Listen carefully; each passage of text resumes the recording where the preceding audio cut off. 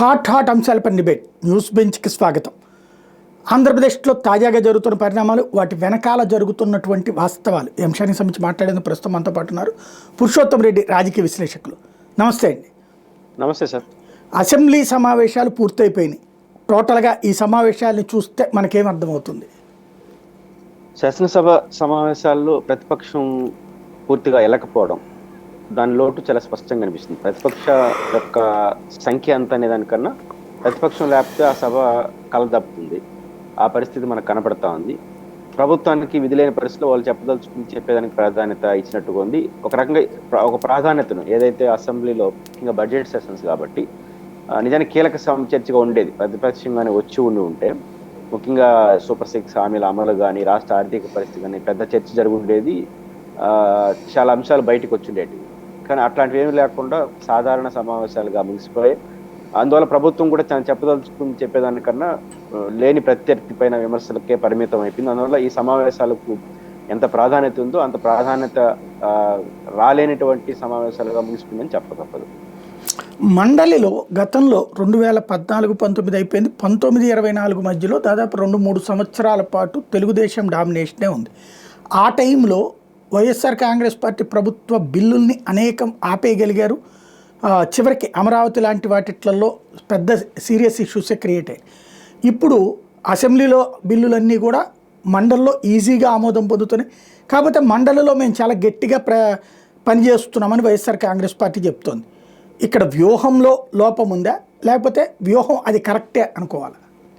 అంటే కీలకమైన అంశం అంటే అప్పుడు రాజధానితో ముడిపడిన 3 క్యాపిటల్ బిల్లు ఆపడం కన్నా ఆపే అధికారం వాళ్ళకి లేదు. కాకపోతే దాన్ని సెలెక్ట్ కమిటీకి పంపించి టైం డ్రాగ్ అండ్ చేయడం. అదే అప్పుడు అన్ని బిల్లులు అట్లాగే చేశారు. వైసీపీ గవర్నమెంట్కి సంబంధించి గవర్నమెంట్ చేశారు, తిప్పించి మళ్ళీ పంపించే ప్రయత్నం చేశారు. ప్రధానంగా ప్రభుత్వానికి పెద్ద ఆటంకంగా మారిపోయింది ఈ రాజధాని 3 క్యాపిటల్ సంబంధించిన అంశం. అప్పుడే జగన్మోహన్ రెడ్డి గారి ప్రభుత్వం శాసనమండలి రద్దు ప్రతిపాదన కూడా పంపించింది. ఆ తర్వాత అది మారిపోయింది అనుకోండి. ఏదైనప్పటికీ కూడా ఆ రోజు అట్లాంటి ఎత్తు కూడా వాళ్ళు అనుసరించారు. అయితే ఈసారి శాసన మండలిలో అధికారంలోకి వచ్చిన 1 year కావడం, అది కూడా భారీ ఓటమి చెంది ఉండడం, దాంతోపాటు ప్రధానమైందంటే ఒక ప్రధాన బిల్లులు అంటే ఒక విధానపరమైన బిల్లు, ప్రజల్ని పెద్ద ఎత్తున ఆకర్షించే బిల్లులు ఏమీ రాకపోవడం. ఆ స్టెప్స్ మనం తీసుకోవాల్సిన అవసరం లేదు. శాసన మండలిలో ఈ మొత్తం వైసీపీ వైఖరి చూసినప్పుడు గతంలో మీరు ఏం చెప్పారు, దాంట్లో నిజాలేంటి, వీటికి రాబట్టుకునే ప్రయత్నమే ఎక్కువ చేసినట్టుగా అనిపిస్తుంది. ఎందుకంటే ఉదాహరణకు అప్పులకు సంబంధించి కావచ్చు, క్రీడలు ఆడుదాం ఆంధ్రాకి సంబంధించిన కార్యక్రమానికి సంబంధించిన ఆడుదాంధ్ర అయితే తెలుగుదేశం వాళ్ళే రైజ్ చేశారు. చాలా అంశాల్లో గతంలో మీరు చెప్పిన దానికి ఈరోజు మీ నోటుకుండానే అవి అబద్ధాలు అని చెప్పించే దానికోసం శాసన మండలి అద్భుతంగా వాడుకున్నారు. ఈ ప్రయత్నంలో వైసీపీ పక్షం బాగా సక్సెస్ అయింది. గత ప్రభుత్వం లాగా కొన్ని బిల్లులు రిజెక్ట్ చేయడం, లేకపోతే రిజెక్ట్ చేసి తిరిగి పంపించేసి అసెంబ్లీ ఆమోదిస్తే మళ్ళీ యాక్సెప్ట్ అయిపోతుంది. అలాంటి ప్రయత్నాలు అయితే ఈసారి చేయలేదు. వాళ్ళు ప్రధానంగా ఈ ప్రభుత్వం మేము గతంలో తప్పు చేసామని వాళ్ళ నోటు కూడా చెప్పించేదానికి ఎక్కువ ప్రయారిటీ ఇచ్చినట్టుగా శాసన మండలి మనం చూడొచ్చు. రైట్. అలాగే తాజాగా జనసేన ఆవిర్భావ సభ, దాని తర్వాత జరుగుతున్న పరిణామాలు, ఎస్పెషల్లీ ఇప్పుడు నిన్ననే అనుకుంటా ఏదైతే ఎమ్మెల్యేలకు సంబంధించిన సమావేశం సందర్భంగా మాట్లాడినటువంటి పవన్ కళ్యాణ్ 15 సంవత్సరాల పాటు రాబోయే 3 టర్మ్స్ కూడా చంద్రబాబు గారి సీఎం కావాలని కోరుకుంటున్నాను, అందరం కోరుకుంటున్నాం, ఆ విధంగా మనం ముందుకెళ్దాం. నరేంద్ర మోడీ పైన 3 టర్మ్స్ ప్రైమ్ మినిస్టర్ అయ్యారు, ఈయన కూడా 3 సార్లు సీఎం కావాలన్నటువంటిది, నేను తోడుంటాను అని చెప్పడాన్ని ఎలా చూడాలి? అంటే పవన్ కళ్యాణ్ గారి వ్యాఖ్యలు చాలా విచిత్రంగా కనిపిస్తాయి. 3 టర్మ్స్ అంటే ఈ సంవత్సరంతో 3 టర్మ్స్లో అని అర్థమా, లేకపోతే రాబోయే 3 టర్మ్లా, ఎట్లన్నా మాట్లాడుకోవచ్చు. కానీ ఆయన వైఖరి మొత్తం చూసినప్పుడు నాకు అర్థమైనంత మేరకు ఏదైనా బీజేపీ గట్టి స్టెప్స్ తీసుకొని బయటకు వచ్చేసి కూటమికి వ్యతిరేకంగా లేకపోతే తాను స్వతంత్రంగా రాజకీయాలు చేయాలనే లైన్కి ఏమన్నా బలవంతంగా వస్తే తప్ప జనసేన తనకు తానుగా రాజకీయంగా తెలుగుదేశం పార్టీ నుంచి దూరం రావడానికి సిద్ధంగా లేదని దీన్ని బట్టి మనకు అర్థమవుతుంది. అంటే ఇంకా సుదీర్ఘకాలం తెలుగుదేశం పార్టీతో ట్రావెల్ చేస్తాడు పవన్ కళ్యాణ్ గారు అనేది ఆయన మాటల ద్వారా అర్థమవుతుంది. అనూహ్య పరిణామాలు ఏదైనా వచ్చి బీజేపీ వాళ్ళు ఏమైనా స్టెప్స్ తీసుకుంటే తప్ప, పవన్ కళ్యాణ్ గారితో కలిసి వెళ్దాం, ప్రయోగాలు చేద్దాం, వ్యతిరేకంగా పోదాం అనేది ఇదేమైనా జరిగితే తప్ప జరగదు. ఆ పరిస్థితి బీజేపీ ఏం చేయదు. బీజేపీకి అవసరం కూడా ఏం లేదు. ఆల్టర్నేటివ్ ఈ రోజు వైసీపీ ఎక్కడ ఉంది, ఇప్పుడున్న పరిస్థితుల్లో వాళ్ళు ఏమి ఇండిపెండెంట్ రాజకీయాలు ఇప్పుడు దేశ కలిసి లేదు కాబట్టి సుదీర్ఘకాలం పవన్ కళ్యాణ్ గారు తెలుగుదేశం పార్టీతో ట్రావెల్ చేస్తారు. ఇది మొదటి అంశం. రెండో అంశం, కొన్ని పరిణామాలు జరిగిన, ఉదాహరణకు లోకేష్ గారు ఉప ముఖ్యమంత్రి అవుతాడు, ఇట్లాంటి చర్చ జరిగినా కూడా ఖచ్చితంగా వచ్చినా కూడా, అట్లాంటి రోజు వచ్చినా కూడా బయట జరుగుతున్న చర్చ లెవెల్లో లోపల జరగదు పవన్ కళ్యాణ్ గారు. నాకు ఓవరాల్ గా అంచనా వేసుకుంటే, ఒకవేళ తెలుగుదేశం పార్టీ ముఖ్యమంత్రినిగా లోకేష్ గారిని తీసుకొచ్చినా కూడా పవన్ కళ్యాణ్ గారు సర్దుకునే పరిస్థితిలోనే ఉన్నారు అనేది నాకైతే అనిపిస్తుంది. అంటే పవన్ కళ్యాణ్ గారు సుదీర్ఘకాలం తెలుగుదేశంతో ఉండాలనుకుంటే దానికి కారణం కూడా రాకపోలేదు. ఈ రోజు ఆయన బయటకు వచ్చినా కూడా చేసే ఆల్టర్నేటివ్ ఏమీ లేదు. ఎందుకంటే బయటికి రావడం అంటే పవన్ కళ్యాణ్ ఒక పర్సనాలిటీగా తెలుగుదేశాన్ని మరియు వైసీపీని రెండింటినీ పక్కన పెట్టి ఆల్టర్నేటివ్ పాలిటిక్స్ చేయాలి. ఆ పరిస్థితులు రాష్ట్రంలో లేవు. తెలుగుదేశానికి ఒక బలమైన ఓటింగ్, దాని ఓటింగ్ ఉంది. ఆటోమేటిక్ దాని నెగిటివ్ ఓటింగ్ అంతా జగన్తో ట్రావెల్ అవుతాం. వాళ్ళు ఎన్ని మాట్లాడినా 11 ఇట్లా ఎన్ని మాట్లాడినా జగన్ గారు స్ట్రాంగ్ ఉన్నారు. రెండింటిని కొట్టేసి ఆల్టర్నేటివ్ తను చేయలేడు, చాలా చిన్న శక్తిగా మిగిలిపోతాడు. కొన్ని సందర్భాల్లో తన అస్తిత్వానికే సమస్య వచ్చే అవకాశం కనిపిస్తుంది. ఒంటరిగా పోటీ చేసి ఇద్దరు కాదని. ఈ పరిస్థితి ఇచ్చా ఆల్టర్నేటివ్ చేసే పరిస్థితి తనకు లేకపోవడం, ఏదో ఓపికగా కొంతకాలం చేద్దామని ఓపిక లేకపోవడంతో పవన్ కళ్యాణ్ గారు ఏ రాజకీయ నిర్ణయం తెలుగుదేశం తీసుకున్నా టు బి కంటిన్యూ, ఏదైనా అద్భుతాలు జరిగి బీజేపీ నిర్ణయం తీసుకుంటాం అనేది నాకు జనసేన అధినేత తీసుకున్న నిర్ణయాలు బట్టి అర్థమవుతుంది. అంటే ఆయన 3 టర్మ్స్ సీఎం కావాలి అని కోరుకోవడం వరుసగా అందులో, సరే ఇంతకు ముందుది కాదు, అప్పుడు ఈ ట్రిప్ ఒకటి, నెక్స్ట్ ఇంకో 2 టర్మ్స్ అనేది. అంటే ఇక్కడ వ్యూహాత్మకంగా లోకేష్ని సీఎం కావద్దు, చంద్రబాబు సీఎంగా ఉండాలి అని కోరుకుంటున్నట్టు అనిపించట్లేదా? అని ఖచ్చితంగా ప్రతిసారి 10 ఏళ్ళు మీరే ముఖ్యమంత్రిగా ఉండాలని ఒకసారి అన్నారు, ఇప్పుడు 3 టైమ్స్ మీరు ఉండాలని అంటున్నారు. దీని అర్థం చంద్రబాబు నాయుడు గారు ఉంటే లేకపోతే కుదరదు అని చెప్పినట్టుగా నేను కూడా ఇంటర్ప్రిటేషన్ చేశాను గతంలో కొన్ని సందర్భాల్లో. కానీ పవన్ కళ్యాణ్ గారు వైఖరి చూస్తూ ఉన్నప్పుడు, ఆయన సమర్థించే పద్ధతులు, ఆయన బయటికి మాట్లాడేదానికి కింద ఆర్గనైజేషన్ గా వాళ్ళు గవర్నమెంట్ గా చెప్పే విషయాలు చూసినప్పుడు అది చంద్రబాబు నాయుడికే పరిమితం అనే వరకైతే నేను అనుకోను. ఒకవేళ చంద్రబాబు నాయుడు గారు ముఖ్యమంత్రిగా ఉన్న, ఉప ముఖ్యమంత్రిగా లోకేష్ గారిని పెట్టినా కూడా యాక్సెప్ట్ చేయడమే. అంటే ముఖ్యమంత్రిగా ఆయన ఉండడం అంటే ఉప ముఖ్యమంత్రిగా ఆయన ఉండొచ్చు, ఇది ఫస్ట్ పాయింట్. కానీ తెలుగుదేశం అయితే అట్టు ఉండదు. ఈ దఫా ఈ టర్మే నేను అనుకుంటున్నాను, ఈ 5 ఏళ్ల కాలంలోనే లోకేష్ గారిని ఫోర్ ఫ్రంట్ లోకి అవసరం అనుకుంటే, ఏదైనా అనూహ్య పరిణామాలు జరిగితే తప్ప ఆయన్ని ముందుకు తీసుకొచ్చి ముఖ్యమంత్రిగా ప్రొజెక్ట్ చేసి అది అవసరం కూడా అనుకుంటాను సాయిగారిని. ఎందుకంటే ఈ పక్క జగన్మోహన్ రెడ్డి గారు ఒక యంగ్ 50 ఏళ్ల చుట్టూ ఉన్నటువంటి యంగ్ పర్సనాలిటీ, లోకేష్ గారు ఇంకా చిన్నవాడు, పవన్ కళ్యాణ్ గారు కూడా 50 ఏళ్ళ చుట్టూ ఉన్న ఒక యంగ్ పొలిటీషియన్ లెక్క రాజకీయాల్లో. వీళ్ళిద్దరు యంగ్ పొలిటీషియన్ మీద ఫిరోషస్ గా చంద్రబాబు గారు వయస్సు ముందుకు రావడం అంత మంచిది కూడా కాదు. ఎందుకంటే వయస్సు, అనుభవం అనేది కొన్ని సందర్భాలు అసర్ట్. 2014లో అది రుజువైంది. విడిపోయిన ఆంధ్రప్రదేశ్ కు ఇలాంటి పర్సనాలిటీ, సీనియర్ పర్సనాలిటీ ఉన్నాడు. కానీ ఇప్పటికీ 15 ఏళ్ళు అయిపోతుంది ముఖ్యమంత్రిగా, 15 ఏళ్ళు ప్రతిపక్ష నాయకుడిగా అయిపోతుంది. ఇప్పుడు వయసు, అనుభవంతో ఈ రాష్ట్రాన్ని ఏదో చేయాలన్నంత భావోద్వేగమైన కనెక్షన్ ఏమి లేవు. మనం చెప్పుకోవచ్చు వీళ్ళు కానీ. ఎందుకంటే 14లో మాత్రం ఆ పరిస్థితి వచ్చింది, విడిపోయిన ఆంధ్రప్రదేశ్ దిక్కెవరని. ఇప్పుడు ఆ పరిస్థితి లేదు. అప్పుడు జగన్ గారు ఇంకా అట్లాంటి వాళ్ళు ఇప్పటికే 15 ఏళ్ళు ముఖ్యమంత్రిగా చేశాడు, మళ్ళీ కావాలన్నా అని 20 ఏళ్ళు అయిపోతుంది. ఇప్పుడు ఈ 5 ఏళ్ళు కానీ పూర్తి అయిపోతుంది, 20 ఏళ్ళు ఇంకా ఏం అవసరమా అనే చర్చ వచ్చేస్తే పెద్ద ఉపయోగం ఉండదు. అందుకని లోకేష్ గారి నాయకత్వంలో పార్టీని ప్రయోగించాల్సిన అవసరం అనేది ఖచ్చితంగా ఏర్పడతా ఉంది. అందుకని ఈ లోకేష్ గారిని ఈ టర్మే వాళ్ళు ప్రయోగం చేసిన ముఖ్యమంత్రిగా నేనేమి ఆశ్చర్యపోను. కాబట్టి నెక్స్ట్ టర్మ్ అంటూ గెలిస్తే అది అనివార్యం, రావడమే ప్రయత్నం చేసుకుంటారు. కానీ పవన్ కళ్యాణ్ గారు 15 ఏళ్ళు చంద్రబాబు గారు నెలవేరేది కాదు. ఆయన ఉంటాడా లేదనేది వేరే సంగతి. కానీ ఈ సంవత్సరం ఈ దఫా చేస్తారు, లేకపోతే వచ్చే సమయం మస్ట్ అండ్ షుడ్ లోకేష్ గారిని చేస్తారు. ఆయన తెలుగుదేశంతో ట్రావెల్ చేయాలని వద్దని నిర్ణయించుకోవాల్సింది తప్ప లేదు. కానీ పరిణామాలు చూస్తుంటే జగన్ గారిని ఒక పర్సనాలిటీ ఆడ ఉండగా, వీళ్ళు స్ట్రాంగ్ పార్టీ ఉండగా ఆయన వీళ్ళదానికి కాదని కొత్త రాజకీయం రాష్ట్రం చేసే ఓపిక, శక్తి ఉందని నేను అనుకోవట్లేదు. అంటే పవన్ కళ్యాణ్ని సీఎం కాకుండా 15 సంవత్సరాలు ఆగాలి అన్నటువంటిది వాళ్ళ అభిమానులు, వాళ్ళ కార్యకర్తలు ఒప్పుకుంటున్నారు అనుకోవాలా?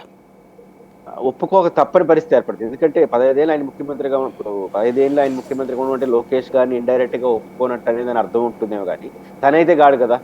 కాబట్టి ముఖ్యమంత్రిగా చంద్రబాబు గారు 15 ఏళ్ళు ఉండడం అంటే నేను ముఖ్యమంత్రి ప్లేస్ లో లేను అని ఒప్పుకోవడమే. లోకేష్ అవుతారా లేదా నా అంచనాలు అటు ఇటు కావచ్చు, బట్ ఆయనైతే 100% నేను కాదు అని చెప్పినట్టే కదా. 15 ఏళ్ళు అంటే ఇప్పుడు ఒక 5 ఏళ్ళు ఇంకో 10 ఏళ్ళు అంటే రాష్ట్ర రాజకీయాలు చూస్తూ ఉంటే, పరిపాలన తీరుతెన్నులు చూస్తూ ఉంటే 15 ఏళ్ళు కంటిన్యూ అయ్యే పరిస్థితి అడగనిపిస్తుంది గవర్నమెంట్. చంద్రబాబు గారు ఉమ్మడి రాష్ట్రంలోనూ మంచి గ్లామరస్ గా ఉన్నప్పుడే సెకండ్ టైం గెలిచి థర్డ్ టైం ఓడిపోయినాడు. అట్లాంటిది ఇప్పుడు మొన్న జరిగిన ఎన్నికల్లో మనం చూసినాం. ఇప్పటికే స్ట్రాంగెస్ట్ అపోజిషన్ గా 40% ఓట్లతో ఉన్నారు. జస్ట్ 7-8% ఓట్లు అటు ఇటు అయితే కలిసి ఉన్నా కూడా ఉల్టా అయిపోయే పరిస్థితి వస్తుంది. మన కళ్ళ ముందే చాలా సెక్షన్లో నెగిటివ్ రావడం, వైసీపీ శ్రేణుల్లో ముందున్న దానికన్నా మనం తప్పు చేసి కొంత వైసీపీ హార్డ్ కోర్ సెక్షన్స్ లో కూడా గతంలో జగన్ కి వ్యతిరేకంగా పనిచేశారు అనే ఒక సమాచారం మనకు ఉంది. అవన్నీ ఇప్పుడు రియలైజ్ అయిపోయినారు. బట్ ఇప్పుడే కనపడుతుంది 1-2-3% తేడాలు. కాబట్టి ఈ పరిస్థితి చూసుకున్నప్పుడు ఖచ్చితంగా వాళ్ళు అనుకుంటే 15 ఏళ్ళు కొనసాగేది లేదు. రాజకీయాల్లో 15 ఏళ్ల పాటు బోల్డ్ గా సర్టిఫికేట్ ఇచ్చేస్తున్నాడంటే ఆయన రాజకీయ ప్రయాణం చేయదలుచుకున్నాడు. ఆయనైతే ముఖ్యమంత్రిగా ఉండే ఆలోచన, అంటే ఆ ప్రయత్నం రేపు చేయడానికి కాదు, ఇప్పుడు అన్నాడు కాబట్టి రేపు ఇంకో రోజు మంచి అవకాశం వస్తే నేను చెప్పాను కానీ ఏమి ఉండదు కదా రాజకీయాల్లో. అట్లాంటి వాతావరణం వీళ్ళిద్దరిని కాదని, తెలుగుదేశం వైఎస్ఆర్సీపీని కాదని తన థర్డ్ ఆల్టర్నేటివ్ గా రాలేనన్న విషయాన్ని ఆయన గమనించినట్టుగా ఉందనిపిస్తున్నాను. అంటే కొన్ని రోజులు పోయిన తర్వాత ఇదిగో ఇప్పుడు కూడా ఇదివరకు కూడా 2014 నుంచి చంద్రబాబు అనుభవం గురించి నేను చెప్తూ వచ్చారు. 2018కి వచ్చేటప్పటికి ఒక రీజన్ చూపించి బయటకు వచ్చారు. లోకేష్ తననేదో దెబ్బతీయడానికి కుట్ర పన్నారు, మీడియా కుట్ర పన్నింది అన్నటువంటి పాయింట్తో నిలదీస్తూ వచ్చారు ఆ రోజున. అదే తరహాలో మళ్ళీ రేపు పొద్దున ఇదిగో నేను అంత ఒదిగాను, నేను అంత తగ్గి ఉన్నాను కాబట్టి అయినా కూడా నాకు ఇబ్బంది పెడుతున్నారు కాబట్టి నేను ముఖ్యమంత్రి పదవి అడుగుతున్నాను, ఏం వాళ్ళిద్దరే తీసుకోవాలా మేము తీసుకోవద్దని 2018లో మాట్లాడినట్టు మాట్లాడకూడదా? ఈ రోజు పవన్ కళ్యాణ్ గారు బయటకు రావడానికి కూడా కారణాలు బోల్డని ఉన్నాయి. ఇప్పుడు ఆయన నేను చెప్పిన విషయాల్లో పలానది గల ఉదాహరణకు సూపర్ సిక్స్ అమలు కాలే, ఇమ్మీడియట్ గా అమలు చేస్తా ఉన్నారు, చేయలేదు. నేను చెప్పినాను ఇంటర్నల్ గా వినలేదు. శాంతి భద్రతలు, తిరుమల వ్యవహారాలు, ఏ వ్యవహారాలు చూసినా పవన్ కళ్యాణ్ గారు అని ఒక రాజకీయ పార్టీ కానీ బలమైన కారణంతో రావడానికి పెద్ద అవసరం లేదు. వాళ్ళకి బలమైన ఆలోచన, రావాలనే ఆలోచన ఉండడం తప్ప రావడానికి పెద్ద రీజన్స్ ఉండాల్సిన అవసరం సృష్టించచ్చు. అది పెద్ద ఇష్యూ కాదు. అయితే మీరన్నట్టు 18 నాటి పరిస్థితులు 23కో 22కో ఉంటాయని నేను అనుకోవట్లేదు. ఎందుకంటే నాకున్న అంచనా ప్రకారం జమిలీ ఎన్నికలు నడుస్తున్న తీరు, అంటే పార్లమెంటు స్టాండింగ్ కమిటీ కూడా ఒకటి వేశారు. దాంట్లో 27లో పాక్షికంగా 32లో సంపూర్ణంగా జమిలీ ఎన్నికలు వస్తాయా అన్న ఒక అంచనా ఒకటి ప్రపోజల్ ఒకటి నడుస్తుంది నాకున్న సమాచారం ప్రకారం. కాబట్టి ఇట్లాంటి హడావుడి జరుగుతున్న సమయంలో ఈయన ఇంకొక 2-3 ఏళ్ళ తర్వాత బయట వచ్చి ఏం చేస్తాడు ఒక పాయింట్. రెండో పాయింట్ స్ట్రాంగ్గా నేను బిలీవ్ చేస్తుంది ఏంటంటే 18 తీసుకున్న స్టెప్ ఈసారి తీసుకోడు. ఎందుకంటే 18 తర్వాత అనుభవాలు ఆయనకు ఉన్నాయి. 19 అనుభవం ఆయనకు ఉంది, 14 అనుభవం ఉంది, 24 అనుభవం కూడా ఉంది. 18, 19 అనుభవం ఏంటి? మనం జగన్మోహన్ రెడ్డి గారిని ఒంటరిగా ఎదుర్కోవడం కాదు, కానీ తాను రాజకీయం కూడా దెబ్బతింటాడు. ఎందుకంటే తెలుగుదేశం ఒకవైపు, జనసేన వైసీపీ ఒకవైపు హోరాహోరీ పోటీ చేసి నేను మధ్యలో పోటీ చేస్తే ఆయన గెలవడం కష్టమైంది. 2 చోట్ల ఓడిపోయాడు. కానీ రేపు కూడా అట్లాంటి పరిస్థితి రాదని ఎందుకు అనుకోడు? ఆ ప్రయోగం జరిగిపోయింది 19లో. అంటే కొన్ని సీట్లు గెలుస్తామేమో అని అనుకుంటాడు, తను కూడా ఓడిపోతాడని అనిపించిన ఆయనకి లేదు. కానీ అది జరిగింది. అది 24కి వచ్చేసరికి స్ట్రైక్ రేట్ 21-21. దాన్ని బట్టి అర్థమయ్యేది మన తెలుగుదేశంతోనూ ఇంకొక ప్రధాన రాజకీయ పార్టీతో ఉంటే మన స్ట్రైక్ రేట్ ఒక రకంగా ఉంటుంది, అదే ఒంటరిగా పోటీ మన స్ట్రైక్ రేట్ రివర్స్ లో ఉంటా ఉందని 2 అనుభవాలు ఆయన చూసేసినాడు. రేపు ఒంటరిగా పోటీ చేస్తే తను గెలవచ్చు ఆడపోవచ్చు, కానీ ఆ స్ట్రైక్ రేట్ ఇట్లే ఉంటుందనే విషయానికి రుజువు అయిపోయింది కదా. ఒంటరిగా పోటీ చేస్తే ఏమవుతుంది, జంటగా పోటీ చేస్తే ఏమవుతుందని. ఒంటరిగా పోటీ చేస్తే తెలుగుదేశం కూడా నష్టపోవచ్చు, బట్ తన అస్తిత్వమే దెబ్బతింటా ఉంది కదా. అంటే ఇట్లాంటిది 2 ఉదాహరణలు దృష్టిలో పెట్టుకొని నాకు తెలిసి పవన్ కళ్యాణ్ గారు ఆ సాహసం ఈసారి చేస్తాడని నేనైతే అనుకుంటున్నాను. అంటే ఆల్టర్నేటివ్ పాలిటిక్స్ అన్న నినాదమే 2018 నుండి పవన్ కళ్యాణ్ ప్రారంభించింది. అంతకుముందు అది లేదు. అంటే కాంగ్రెస్ వర్సెస్ తెలుగుదేశం, కాంగ్రెస్ ప్లేస్లో వైఎస్ఆర్ కాంగ్రెస్ పార్టీ వచ్చింది. అలా కాకుండా ఎంతసేపటికి 2 సామాజిక వర్గాలే ఈ రాష్ట్రాన్ని పరిపాలించాలా, వాళ్లే దోచుకోవాలా, మేము పరిపాలించకూడదా అన్నటువంటి పాయింట్తో కాపు సామాజిక వర్గానికి సంబంధించిన అన్ని వర్గాల్ని ఒక్కటి చేసేటటువంటి ప్రయత్నం చేసుకొచ్చారు. అందులో సక్సెస్ అయ్యారు. ఈ ట్రిప్ 19లో ఫెయిల్ అయినా కూడా వాళ్ళందరి యొక్క కోరిక, ఈవెన్ మొన్న ఎన్ఆర్ఐలకు సంబంధించినటువంటి వాళ్ళ మీటింగులో కూడా పవన్ కళ్యాణ్ని మనం ఇప్పుడు ఒక అడుగు ముందుకు వేశారు, మిగతా శ్రమ ఉంది, మనందరం అప్పటిదాకా విశ్రమించకూడదు అన్నటువంటిది. అంటే వాళ్ళందరూ అంటుంది ముఖ్యమంత్రి కావాల్సిందే అన్నటువంటిది కాపు సామాజిక వర్గంలో కానీ మిగతా ఇతర రాష్ట్రాల్లో ఇతర దేశాల్లో ఉన్నటువంటి పవన్ కళ్యాణ్ అభిమానులు, మెగా అభిమానుల కోరిక. అది 15 ఏళ్ల పాటు పక్కన పెడతారా వీళ్ళు? అలాంటి అవకాశం ఉంటుందా? వాళ్ళు కూడా పర్లేదులే అని సర్దుకుంటారా? అంటే వాళ్ళు ఎంత సర్దుకుంటారు అనుకున్న నాయకుడు ఇప్పుడు ఈ ఆలోచన ఎప్పటి నుంచో ఉంది. వామపక్షాలు మొదటి నుంచి కూడా ఫిలాసఫికల్ గా క్యాస్ట్ యాంగిల్ పక్కన పెడితే అటు తెలుగుదేశానికి కాంగ్రెస్ కు ఆల్టర్నేటివ్ గా వాళ్ళ ప్రయత్నాలు చాలాసార్లు చిరంజీవి గారితో ఒక ప్రయత్నం కూడా జరిగింది. ఇప్పుడు పవన్ కళ్యాణ్ గారు అలాంటి ప్రయత్నం చేస్తున్నట్టే ఉన్నారు. ఒక అడుగు ముందుకు వేస్తున్నాడు, 4 వెనక్కి వేస్తున్నాడు. ఇట్లాంటి దశలో పవన్ కళ్యాణ్ గారు ఒక ఆల్టర్నేటివ్ గా మీరు అన్నట్టు ఒక కులం అనేది పనిచేస్తుంది. రెడ్లు వీళ్ళు అధికారంలో ఉంటున్నారు, వాళ్ళ అధికారంలో ఉంటే కమ్మాసు లీడ్ చేస్తున్నారు. ఒక పెద్ద కులం కూడా మనం ఎందుకు లీడ్ చేయకూడదని. ఇక్కడ 2 ఉన్నాయి. ఇక 2 కులాలు కనిపించేది అంత వాస్తవం. దాని వెనక ఆ కులాలు లేదా ఆ పార్టీలు, ఆ కులం ఉన్న ఆధిపత్యంలో ఉన్న ఆ పార్టీలు అసోసియేట్ అవుతున్న సెక్షన్స్ ఇంకా చాలా ఉన్నాయి. ఆ సెక్షన్స్ వీళ్ళ నుంచి ఏమి పోవట్లేదు. ఇప్పుడు వైఎస్ఆర్ కాంగ్రెస్ పార్టీకి మొన్నంత ఘోర పరాజయంలో కూడా మనం చూస్తా ఉంటే కొన్ని సెక్షన్స్, ముఖ్యంగా మైనారిటీ సెక్షన్స్ కావచ్చు, దళిత్ సెక్షన్స్ కావచ్చు, సాలిడ్గా జగన్ గారితో ఉన్నారు. కొంచెం అటు ఇటు కావచ్చు. తెలుగుదేశంతో కూడా కొన్ని సెక్షన్స్ ఉన్నారు. ఈ 2 పార్టీలని కాదని ఒక బలమైన ఆల్టర్నేటివ్గా ఉండాలనేది కాపుల్లో ముందుకు రావచ్చేమో కానీ కాపులతో పాటు మిగతా కొన్ని సెక్షన్స్ వస్తున్నాయా అనే చర్చ వచ్చినప్పుడు కనపడట్లా మనం. దానికి కారణం పవన్ కళ్యాణ్ గారు సస్టైన్గా ఏ రాజకీయం చేయట్లేదు. 14 నుంచి 10 ఏళ్ల కాలంలో ఎన్ని రాజకీయాలు మార్చేసినాడు? BJP, Telugu Desam, Janasena first elections, ఆ తర్వాత 18లో ఒంటరి ఎలక్షన్స్, ఆ తర్వాత 19లో బీఎస్పీ, జనసేన, తెలుగుదేశం, వామపక్షాలు, ఆ తర్వాత ఒంటరి, మళ్ళీ తెలుగుదేశం. ఆ గందరగోళం కనిపిస్తుంది కదా. ఇప్పుడు చిరంజీవి గారు పార్టీ పెడితే అంత ఎమోషనల్లో 18% ఓట్లు వచ్చినాయి. కానీ పవన్ కళ్యాణ్ గారికి అది రావట్లేదు కదా, రాదు కూడా. ఎందుకంటే ఆయన ఒంటరి పాలిటిక్స్ ఎప్పుడు చేయట్లేదు. ఆయన పవర్ స్టార్గా ఉంటున్నాడే తప్ప ప్రత్యామ్నాయ స్టార్గా ఆయన ప్రయత్నం కూడా జరగట్లేదు. మాటలు పెద్దగా ఉన్నాయి. రెండోది చాలా ఈజీగా 2-3 ఏళ్ళకి ఒకసారి ఆయన రాజకీయాలు మార్చేస్తున్నాడు. ఇప్పుడు ఉల్టా రాజకీయాలు చేసేస్తున్నాడు. అందువల్ల ఒక ఆల్టర్నేటివ్ పొలిటీషియన్గా ఆయన జనం చూడలేకపోతున్నారు. అంటే ఆయన అభిమానించే సెక్షన్స్ ఉండొచ్చు కానీ ఒక ఆల్టర్నేటివ్ ఎట్ట అవుతుంది? కరెక్ట్గా 2-3 ఏళ్ల క్రితం చెగువేరా అంటాడు, ఉల్టాగా మళ్ళీ అంటే సనాతనం. చాలా పెద్ద మార్పు ఇది. పరస్పర ఉల్టా అవడం వల్ల ఎవరు కూడా ఈ ప్రధాన ఆల్టర్నేటివ్ రాజకీయాలకు కోరుకునే వాళ్ళకి ఇది నచ్చదు. కాబట్టి ఆయన ఎప్పుడు కూడా ఆల్టర్నేటివ్ పవర్ స్టార్ అంటే మనకున్న ఒక సెక్షన్ ఆఫ్ పీపుల్తో ఒక పవర్ గేమ్ ఆడి ఎవరికైనా ఉపయోగపడే పరిస్థితి కనిపిస్తా ఉంది తప్ప ఆయన ఆల్టర్నేటివ్ పాలిటిక్స్ ఆయన చేయకపోవడం వల్ల వాళ్ళ కోరిక, అది అభిమానుల కోరికగానే మిగిలిపోతా ఉంది. ఇప్పుడు ఆయన నడుస్తున్న తీరు కూడా చూస్తే మనకు అదే కనిపిస్తుంది. కాబట్టి అభిమానుల కోరిక, ఆయన అభిమానించే వాళ్ళ కోరిక ఖచ్చితంగా అభిమానంగానే మిగిలిపోయే పరిస్థితి కనిపిస్తా ఉంది.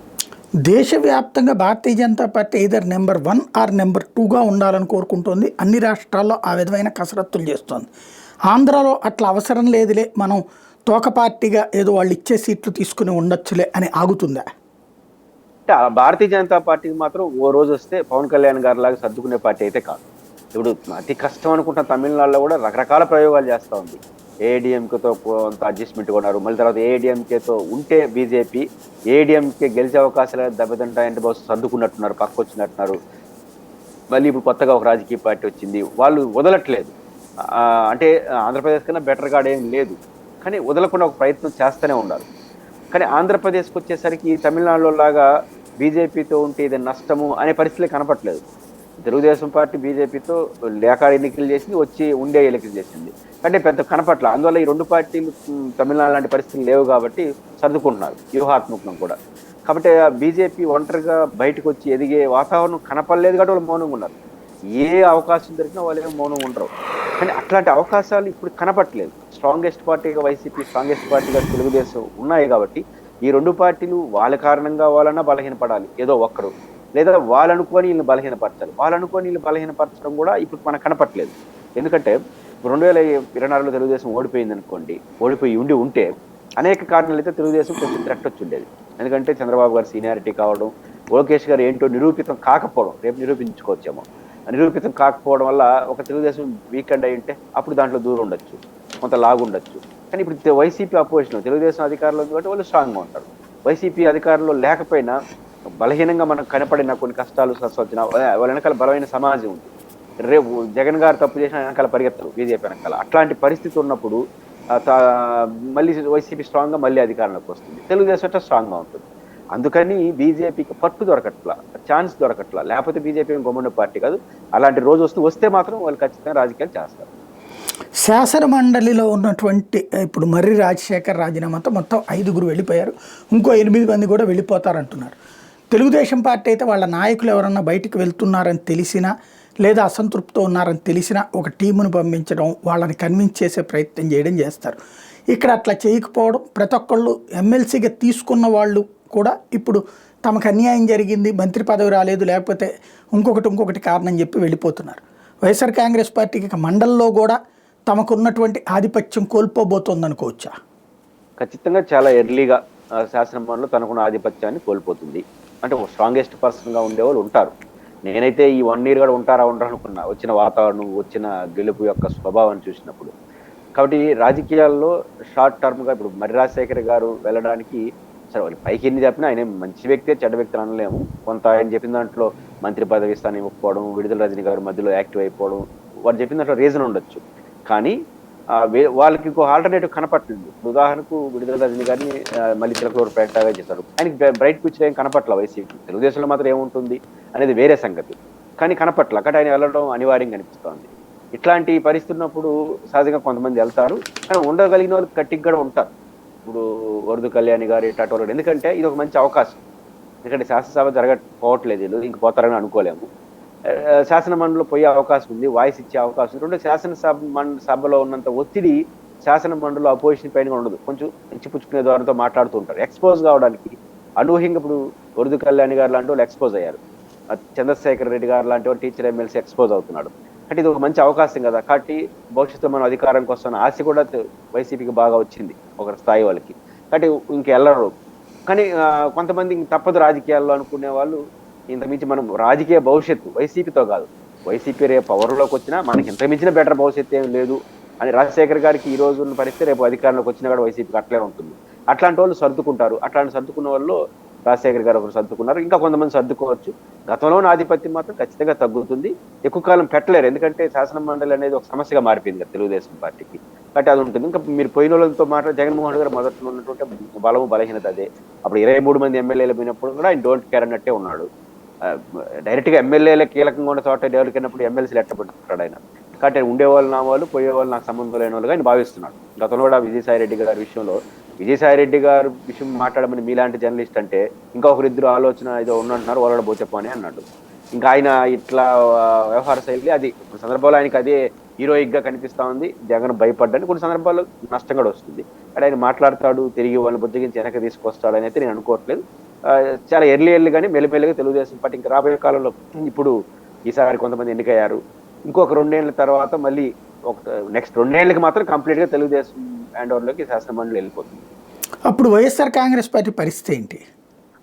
పరిస్థితి లేదు. శాసనసభ మండలిలో బహుశా ఇంకా పోకూడదని నిర్ణయించుకోవాల్సిన అవసరం లేదు. 2 ఏళ్ళు అంటే అప్పటికే 3 ఏళ్ళు అయిపోతుంది.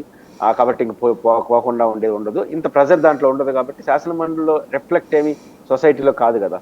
శాసనసభలో ఉన్న సంఖ్య రిఫ్లెక్ట్ కావట్లా. 23 వచ్చి వాళ్ళు ఏకంగా 134 గెలిచారు. కాబట్టి అట్లాంటి పరిస్థితి ఉండదు. కాబట్టి శాసన మండలిలో జరిగే పరిణామాల్లో పెద్ద ప్రభావమే వైసీపీకి ఉండదు. రాబట్టుకోవాల్సిన సమాచారం అంతా 1 year లో రాబట్టుకుంటారు. ఆ తర్వాత శాసన మండలి కూడా శాసనసభగా మారిపోతుంది. అంటే 2 చోట్ల లేకపోతే వీళ్ళేమో అసెంబ్లీకి పోరు, మండలిలో క్లియర్ అయిపోతుంది. అప్పుడు ఇక వైఎస్ఆర్ కాంగ్రెస్ పార్టీ ఉనికి ఎలా ఉంటుంది జనంలో? ఖచ్చితంగా నేను అనుకుంటుంది శాసనసభ పోకపోవడం నిజంగా జగన్మోహన్ రెడ్డి గారు తీసుకున్న వైఖరిని ఎఫెక్టివ్ గాని ముందుకు తీసుకెళ్ళుకుని ఉంటే తెలుగుదేశం పార్టీ, జగన్మోహన్ రెడ్డి గారు ఐసోలేట్ అయి ఉంటాడు. రాజకీయాల నుంచి ఐసోలేట్ అయినా కొంచెం ఇబ్బంది పడి ఉంటాడు. శాసనసభ పోకపోవడం వల్ల మీకు ఈ దుస్థితి వచ్చింది, మీరు తప్పు చేస్తున్నారు అనే భావన ప్రజల్లోకి వెళ్ళుండేది.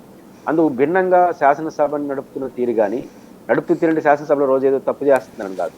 నిన్న స్పీకర్ అయ్యన్న పాత్రుడు గారు చేసిన వ్యాఖ్యలు కావచ్చు, ఆ తర్వాత సాంస్కృతిక కార్యక్రమాల్లో చేస్తున్న వ్యవహార శైలి కావచ్చు, ఇవన్నీ చూసినప్పుడు జగన్మోహన్ రెడ్డి గారు శాసనసభకు పోవడం తప్పు అని రావాల్సిన సొసైటీలో మెల్లిగా పోకపోతే ఏముంది అనేది స్టార్ట్ అయ్యి పోకపోవడం కరెక్టే కదా అని ఆయన అభిమానించే వరకు వస్తుంది. ఎందుకంటే నిన్న సాంస్కృతిక కార్యక్రమాల్లో మీరు చాలా సీనియర్గా జర్నలిస్ట్గా చూస్తుంటారు. రాష్ట్రంలో అనేక సార్లు ఇప్పుడు ఉమ్మడి రాష్ట్రంలో జరిగాయి.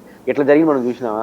ఇప్పుడు జగన్మోహన్ రెడ్డి గారు 11 మందితో ఆడ కూర్చుంటే అట్లాంటి స్కిట్లు వేస్తా ఉంటే ఆయన చూడగలడా? కాబట్టి రెండోది, ఈ 11 మంది మళ్ళీ పవన్ కళ్యాణ్ గారు చంద్రబాబు గారు దృష్టి స్కిట్లు వేస్తే అలౌ చేయబడతారా?